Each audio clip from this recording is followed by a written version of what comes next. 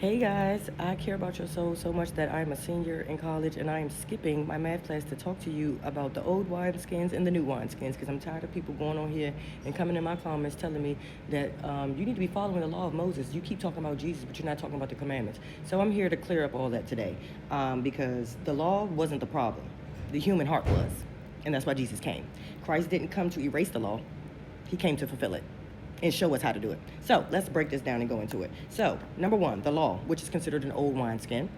What was its purpose? I have my iPad right here. I also have my Bible right here. Everything that I have here was pulled out of here. I have all four versions. I would never leave you astray, baby. I would die to myself, which I've already done. And my job now is to educate and serve. So here we go. The law, what was its purpose? The law given through Moses, including the Ten Commandments, was holy, good, from God, and perfect. That's stated in Romans 7 and 12, but still the law itself is holy and its commands are holy and right and good.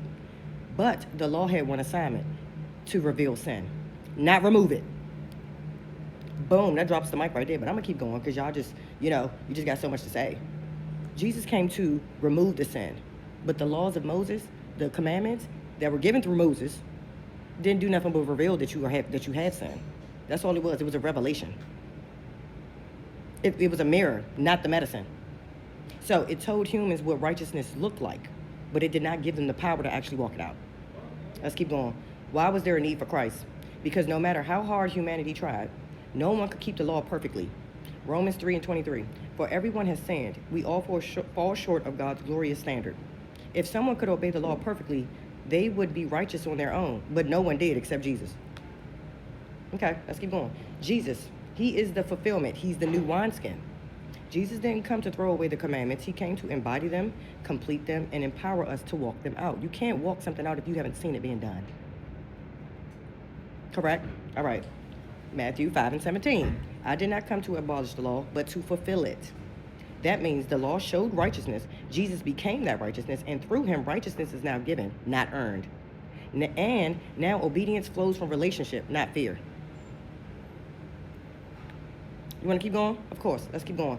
So why the wineskin metaphor? Old covenant was the external rules. The new covenant is internal transformation.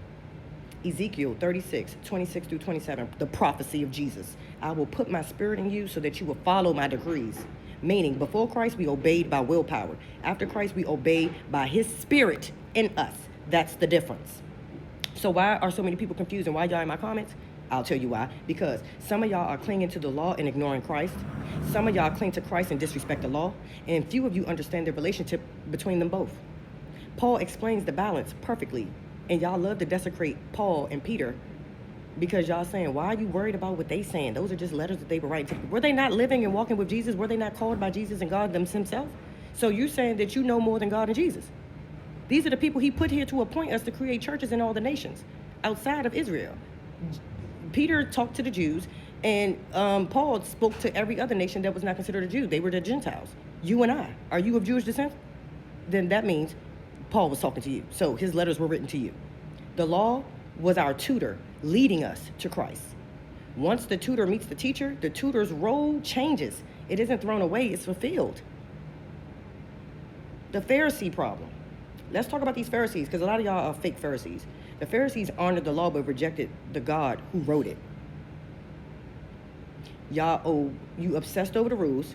You become spiritually proud, you judge others, and you miss the whole purpose of the Messiah coming in because he was standing right in front of you, just like I'm standing right in front of you, but you reject me each and every time I say something about Jesus Christ. Anytime I say something about Jesus Christ, you reject me. Pharisee. And Jesus exposed it. John 5, 39 through 40. You search the scriptures, but you refuse to come to me to have life. Meaning they love the commandments more than they love the commander. That is what is happening today when you're in my comment section. So the real truth is, if humans could keep the law perfectly, Christ didn't need to die. But because we couldn't, Christ became the way. Now, we don't obey to earn salvation. We obey because we are saved. We don't follow rules to be righteous. We follow Christ and become righteous through him. Our obedience now flows from love, not legalism. Romans 13 and 10. Love is the fulfillment of the law. So when Jesus said, follow me, he was saying, if you follow me, you will naturally fulfill what the law required because I will live through you, and I am love. So, final truth. The law was God's standard. Jesus is God's solution. The Spirit is God's empowerment. Whoever tries to follow the law without Christ becomes a Pharisee. Whoever claims Christ but rejects obedience becomes lawless. But whoever follows Christ, loves God, keeps his ways, and walks in grace, fulfills the law naturally because Christ lives in them.